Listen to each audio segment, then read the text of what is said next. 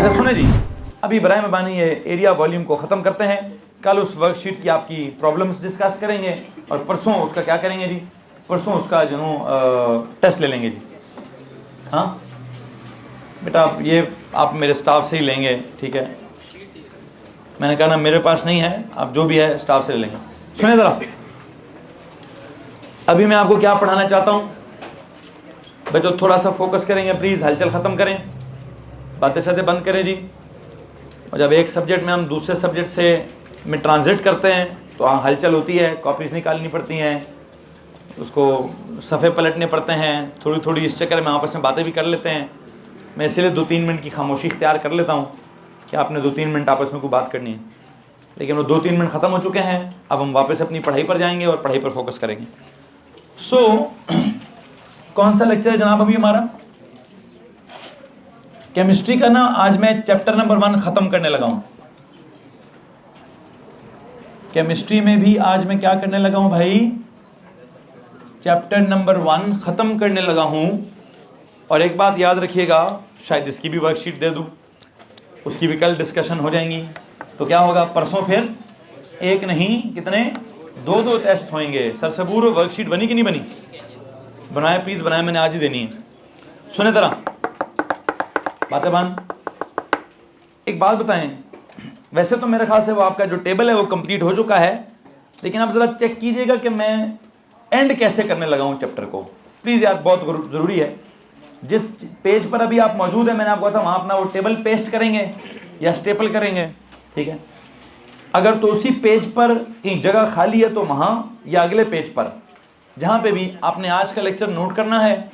और मैं आपको बताना चाहता हूँ कि अभी तक के क्या है कॉन्सेप्ट्स की समरी आपने लिखनी है। क्या करना है जनाब साहब, आपने उस कॉन्सेप्ट की समरी अपने पास प्रॉपरली मेंशन करनी है।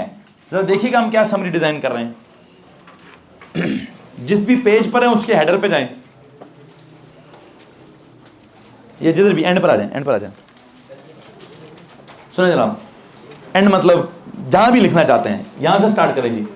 लेकिन हम ओ लेवल की बात कर रहे हैं, ओ लेवल में हम केमिस्ट्री पढ़ेंगे। इधर सुनो बच्चों, मैं अभी तक का पढ़ाया हुए की समरी लिखने लगा हूं, तो जरा ध्यान से सुनिएगा। केमिस्ट्री के बारे में हमने कहा what is chemistry, study of. तो मैं केमिस्ट्री में से कौन सा लफ्ज निकाल रहा हूं, मैटर। मैटर के लिए आपने क्या लफ्ज इस्तेमाल किया था, केमिकल सब्सटेंसेस। बिल्कुल ठीक है। प्लीज बताइए केमिकल सब्सटेंसेस के लिए कौन सा केमिकल सब्सटेंस पढ़ रहे हैं हम? कर दें मैम, प्रिंट करें, मैं पूरी क्लास के लिए प्रिंट कर दें, पूरी क्लास के लिए प्रिंट कर दें। उन्हें बोले इसके आंसर की भी फिर बना दें बाद में। सुने बच्चों, सुने सुने सुने सुने, क्या बात हो रही है? हमने कहा chemistry is the study of matter की। मैटर को क्या कहते हैं, केमिकल सब्सटेंस। या अगर मैं कहूँ जी मैटर की केमिकल फॉर्म्स क्या हैं, one of the chemical form is element. I think मैं आपको एलिमेंट्स समझा चुका हूं। मेरे पहले चैप्टर का नाम क्या निकला था, एलिमेंट्स निकला था ना। हमने कहा था मैटर पढ़ेंगे, मैटर के अंदर हम क्या पढ़ेंगे सर जी, हम ना मैटर के अंदर केमिकल सब्सटेंसेस पढ़ेंगे। केमिकल सब्सटेंसेस में हमने कौन से सब्सटेंसेस पढ़े, elements. Can you please tell me, आपको भी रिसेंटली कितने किस्म के एलिमेंट्स पढ़ाए हैं मैंने? मेरा चैप्टर किधर खत्म हुआ है, नेचर ऑफ एन एलिमेंट पर, कि एलिमेंट्स कितनी किस्म के होते हैं सर जी। या तो मेटल्स होते हैं, या फिर नॉन मेटल्स होते हैं, या फिर नोबल गैसेस होती हैं। अब वो एलिमेंट्स अरेंज्ड किधर होते हैं, किधर एलिमेंट्स सारे के सारे अरेंज्ड, पीरियोडिक टेबल में। अब मैंने आपके साथ पीरियोडिक टेबल भी डिस्कस कर लिया है, मैंने आपके साथ मेटल, नॉन मेटल और नोबल गैस भी डिस्कस कर लिया है। फिर मैंने एलिमेंट्स किस चीज से बने होते हैं, एटम्स से बने होते हैं, वो भी डिस्कस कर लिया है। एटम न्यूट्रल होता है कि चार्ज्ड होता है, ये बात भी डिस्कस कर ली है। तो अगर आप गौर करें तो मैंने क्या क्या किया है, मैंने एलिमेंट्स की किस्में कौन कौन सी थी,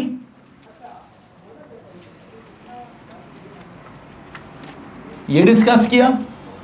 बल्कि एलिमेंट्स के अंदर क्या क्या है, एटम्स हैं, और एटम्स के बाद मैंने एटम्स की सारी डिटेल सुना दी है। एटम का स्ट्रक्चर क्या है, सब एटॉमिक पार्टिकल्स क्या है, nuclear part of the atom क्या है, extra nuclear part of the atom क्या है, शेल्स क्या है, उनमें इलेक्ट्रॉनिक कन्फिगरेशन क्या है। आई थिंक मैंने एटम की कोई भी बात नहीं छोड़ी। एटम का नंबर क्या है, एटम का छोटे वाला नंबर क्या है, बड़े वाला नंबर क्या है, नीचे वाला नंबर क्या है, ऊपर वाला नंबर क्या है, प्रोटॉन नंबर क्या है, न्यूक्लियन नंबर क्या है, एटम में आइसोटोप्स का कॉन्सेप्ट क्या है, प्रोटॉन्स कम ज्यादा हो तो एटम ही चेंज हो जाता है, न्यूट्रॉन्स कम ज्यादा हो तो आइसोटोप्स का कॉन्सेप्ट आता है, इलेक्ट्रॉन्स कम या ज्यादा हो जाए तो आयंस का। वैसे मैंने एटम्स के साथ साथ आपको आयंस का कॉन्सेप्ट भी सिखा दिया है, ठीक है। सो ये जो पहली ऊपर वाली लाइन है कि केमिस्ट्री में मैटर को पढ़ना है, मैटर में केमिकल सब्सटेंसेस पढ़ने हैं, केमिकल सब्सटेंसेस में हमने एलिमेंट्स को पढ़ा है, एलिमेंट्स के अंदर एटम्स होते हैं या कुछ आयंस का कॉन्सेप्ट होता है। एक कॉन्सेप्ट ऐसे रह गया है, मॉलिक्यूल्स का कॉन्सेप्ट पढ़ाया मैंने आपको, नहीं पढ़ाया ना। एटम्स का पढ़ा है और आयंस का। अभी वो मॉलिक्यूल वाली बात पे हमने क्वेश्चन मार्क लगाया हुआ था, कहां पे, वो शेयर करने वाला कॉन्सेप्ट अभी तक हमें समझ, तो उसको मारें गोली, अभी मैंने नहीं पढ़ाना, वो मेरा अगला टॉपिक होगा। अच्छा, फिर एलिमेंट्स के अंदर हमने क्या पढ़ा, रिसेंटली हमने पढ़ा सर या तो क्या होते हैं मेटल्स या क्या होते हैं नॉन मेटल्स या क्या होते हैं नोबल गैसेस। अब मेरा एक सवाल है आपसे, ये एलिमेंट्स को आपने अरेंज किधर किया हुआ है, all these elements are arrange किधर, इन द पीरियोडिक टेबल। तो अगर मैं कहूं मैंने पीरियोडिक टेबल ड्रॉ करना है तो वो कैसा ड्रॉ होगा, उसमें जरा गौर से चेक कीजिएगा क्या ड्रॉ करना है। एलिमेंट्स की 3 किस्में हो गई, मेटल्स हो गए, नॉन मेटल्स हो गए, नोबल गैसेस हो गई। कल के लेक्चर में मैंने आपको पढ़ाया कि मेटल्स कौन होते हैं, कौन होते हैं, क्या लिखा है, जो इलेक्ट्रॉन्स को लूज करते हैं, ये कौन है, दे विल ऑलवेज, मेटल्स के atoms, their atoms lose electrons. ये क्या करते हैं, they have no valency, they have zero. ये क्या करते हैं, या तो गेन करते हैं या फिर शेयर करते हैं। ओके, डन हो गया। अब अगर मैं कहूं कि मेटल्स किस किस ग्रुप में हैं, या पूरे के पूरे पीरियोडिक टेबल के साथ मैं रिलेट करना चाहता हूं कि कहां पर मेटालिक एलिमेंट्स हैं, कहां पर नॉन मेटालिक एलिमेंट्स हैं और कहां पर नोबल गैसेस वाले एलिमेंट्स हैं, तो मुझे प्लीज एक बात बताइए, कल आपने कहा कि मेटल्स कौन होते हैं, जो इलेक्ट्रॉन्स क्या करते हैं, जो इलेक्ट्रॉन्स लूज करते हैं, ऐसे कहा ना, they lose, okay, their valency is to lose electrons. Metals की वैलेंसी क्या है, their valency is to lose electrons. अब आपसे एक सवाल है, वैसे ये किसकी वैलेंसी होगी टू लूज इलेक्ट्रॉन्स, जिनके अंदर वैलेंस इलेक्ट्रॉन्स कितने होंगे। अगर वैलेंस इलेक्ट्रॉन्स 1 हो तो 1 लूज कर देता है, 2 हो 2 लूज कर देता है, 3 हो तो तीनों लूज हो जाते हैं, 4 हो तो क्या होता है सर, फिर शेयर होता है। क्या होता है, इसका मतलब valency is to lose electrons. ये कब होती है, जब वैलेंस इलेक्ट्रॉन्स की तादाद कितनी होती है, इसका मतलब वैलेंस इलेक्ट्रॉन्स कितने होते हैं, लेस देन इक्वल टू 3। किसी को मसला है, ये वाला सिंबल पता है जी, इस सिंबल को क्या पढ़ते हैं, less than equal to 3। What is mean by less than equal to 3, जी बता, ऊंचा बोलो, पूछो पूछो, क्या करता है, वैलेंस शेल में 5 हो तो मेटल तो कभी भी नहीं होता।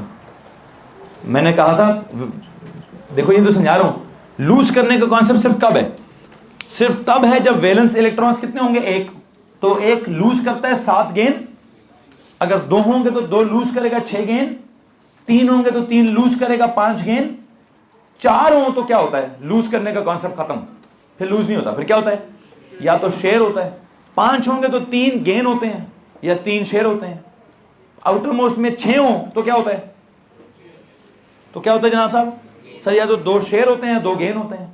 7 हो आउटर मोस्ट में क्या होता है, या 1 गेन होता है 1 शेयर होता है। 8 हो आउटर मोस्ट में तो क्या होता है, सर जी कुछ भी नहीं होता है। बात समझ आ रही कि नहीं आ रही है। तो अब मैं कह रहा हूं कि मेटल्स वो हैं जिनके बारे में आपने कहा sir their valency is to lose electrons, done. अब मैं कह रहा हूं देयर, ये कब होगा, जब valence electrons are less than equal to, क्या मतलब इस बात का, सर या तो क्या हो, या तो valence electron, number of valence electrons are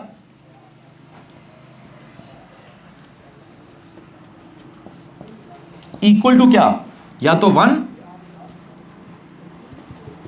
या फिर क्या 2 या फिर क्या 3।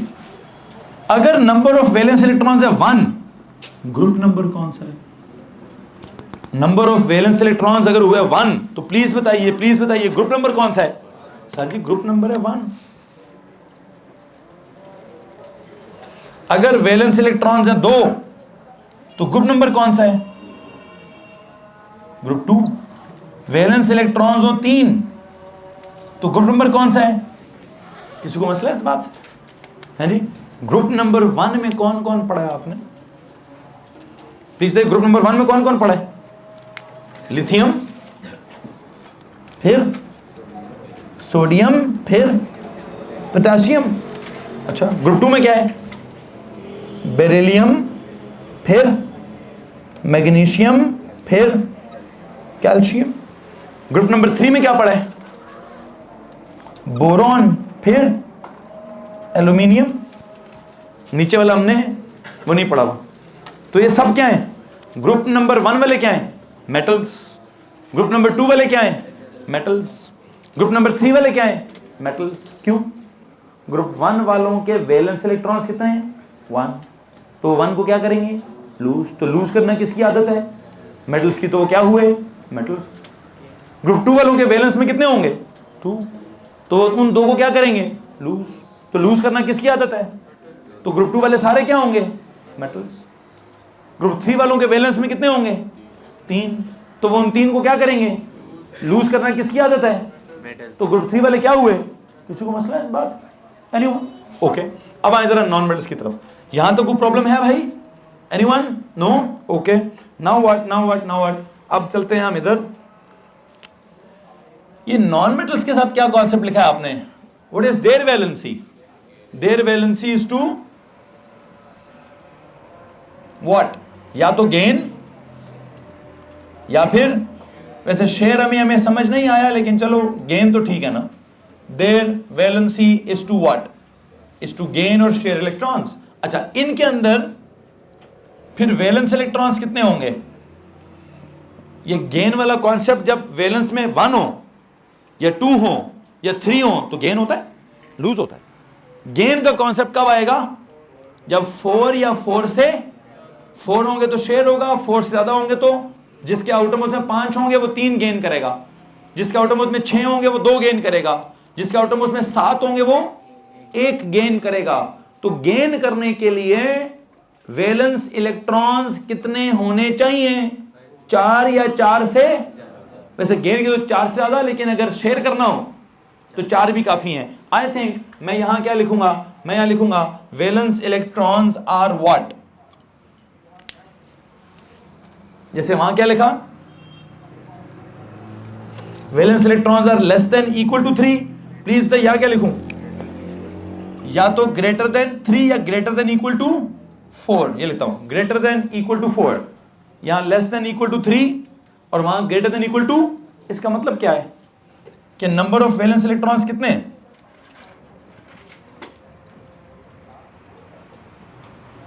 कितने जनाब? ग्रेटर देन इक्वल टू 4 में क्या होंगे? या तो 4 होंगे या फिर 5 होंगे या फिर 6 होंगे या फिर 7। 8 तक नहीं जाऊंगा अभी, मैं 8 तक नहीं जा रहा जी। एक बात तो बताएं जनाब, ये जो आपका जिसके वैलेंस में कितने होंगे जी? 4, इसका ग्रुप नंबर क्या होगा? इसका ग्रुप नंबर होगा 4। जिसके वैलेंस में 5 होंगे उसका ग्रुप नंबर क्या होगा? 5।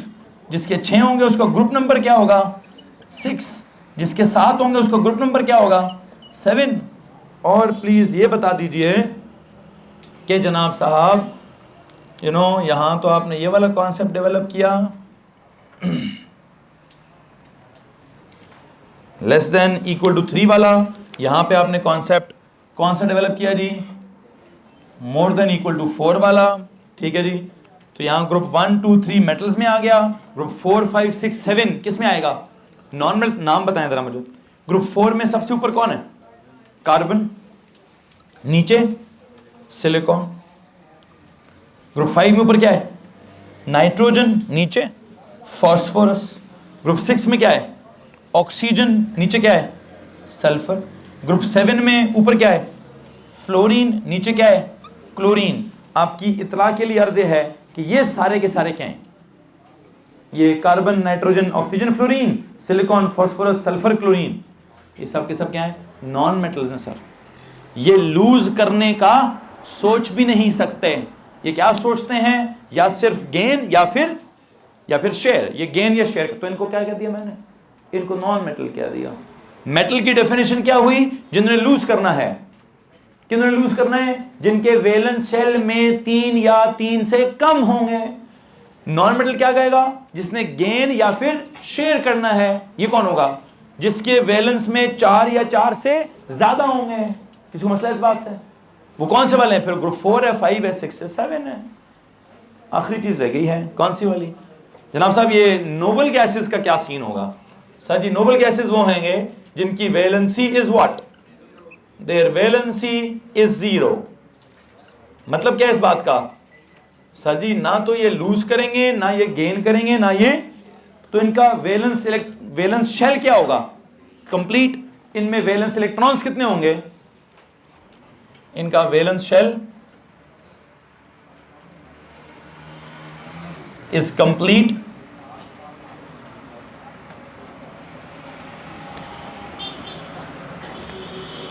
अच्छा, तो अगर इनका वैलेंस शेल कंप्लीट है तो इसका मतलब क्या है?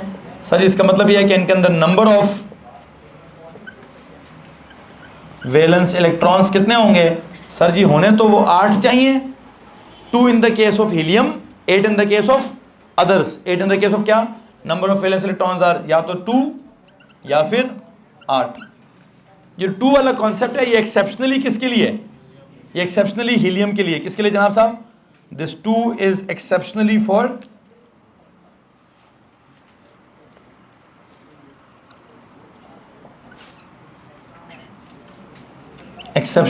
helium. This is exceptionally for helium. This is exceptionally for helium. Otherwise जिसके वैलेंस में 8 होंगे उसका आप ग्रुप क्या बनाएंगे? बताएं जनाब, उसका क्या ग्रुप बनता है? सर जी उसका ग्रुप नंबर क्या होना चाहिए?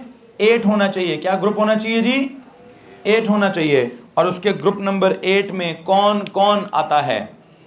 अगर आप सबसे ऊपर हीलियम है, हीलियम के नीचे वो फ्लोरीन के आगे आ जाएगा नियॉन, फिर नीचे आर्गॉन, और उसके ऊपर वैसे क्या है? हीलियम भी है जी। This is exceptionally for what?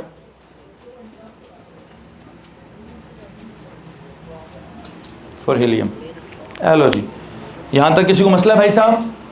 तो मैं आपको ये बताना चाहता हूं कि मैंने जो आपका पीरियोडिक टेबल था, उस पीरियोडिक टेबल में जो पहले 20 एलिमेंट्स थे, मैंने उन पहले 20 एलिमेंट्स की पूरी क्लासिफिकेशन कर दी है।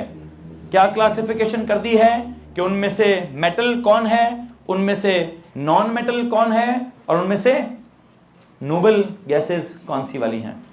ठीक है, और कैसे समझाया है आपके सामने जनाब साहब कि मेटल्स वो हैं जो लूज करते हैं, नॉन मेटल्स वो हैं जो गेन या शेयर करेंगे, नोबल गैसेस वो होंगी जो कुछ भी नहीं करेंगे। तो उसका ग्रुप नंबर 8 आ गया, इनका ग्रुप नंबर 4, 5, 6, 7 आ गया, इनका ग्रुप नंबर 1, 2 एंड 3 आ गया। कोई मसला है तो प्लीज हाथ खड़ा कीजिए। बैशान योर क्वेश्चन।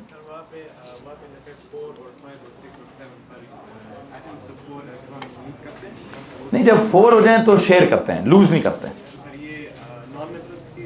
असल में ना आपके सवाल का जवाब मैं यूं दूंगा, मुझे अगर इसका बहुत एक क्लासिकल आंसर है वैसे, पहला 1, 2 और 3 को प्योरली मेटल होना चाहिए, 5, 6 और 7 को प्योरली नॉन मेटल होना चाहिए।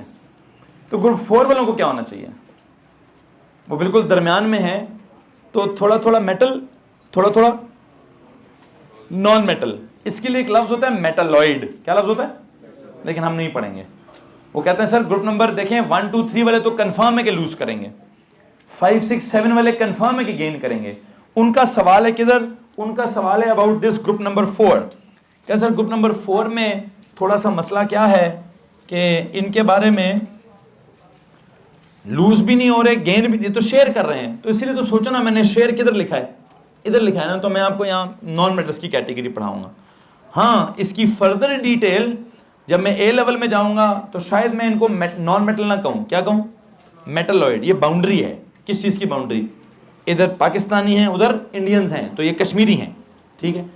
इधर क्या है जी, ये मेटल्स हैं और वो नॉन मेटल्स हैं, तो ये बाउंड्री जो है बीच की, ये थोड़ा सा इधर उधर दोनों की प्रॉपर्टीज को कैरी करती है। लेकिन मैं इसके बारे में ओ लेवल में ज़्यादा डिटेल में बात नहीं करना चाहता। मैंने इनको क्या बोला है, नॉन मेटल ही बोला है।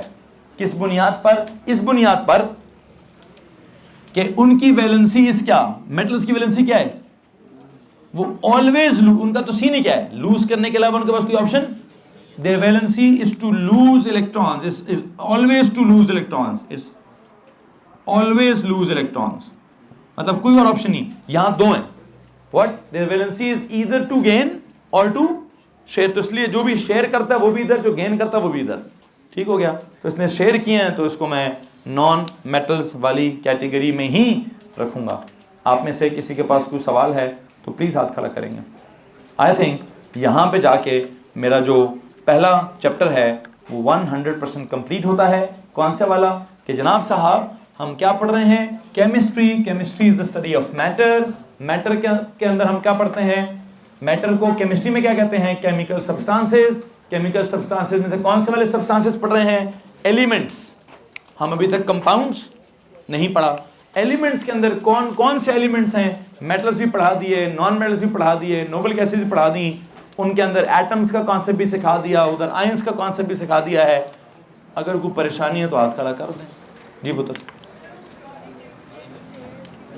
नहीं बनानी, मैंने फर्स्ट 20 एलिमेंट्स पढ़ाने हैं सिर्फ। और जो आप मुझसे स्टेयर केस वाली बात पूछ रही हैं वो तो बेटा मैं ए लेवल्स में जाके पढ़ाऊंगा, ठीक है, वो ओ लेवल का कॉन्सेप्ट नहीं है। योर क्वेश्चन,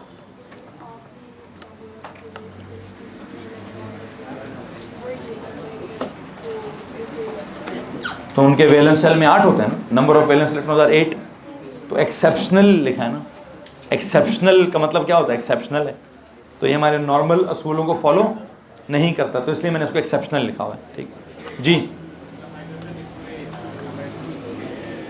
हाइड्रोजन के बारे में भी कोई बात नहीं करूंगा मैं। एक काम करें, पेज के हेडर पे जाएं, वहां हाइड्रोजन के साथ भी एक नोट लिखें, exceptionally for helium. Exceptionally for helium, वो कहते हैं सर हाइड्रोजन का क्या करें, हाँ कहीं भी लिख दो।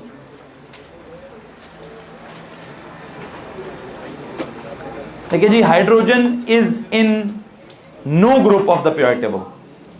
Hydrogen is in no group, hydrogen is in no group of the periodic table. It is in no group, no group of the periodic table. Hydrogen is in no group of the periodic table because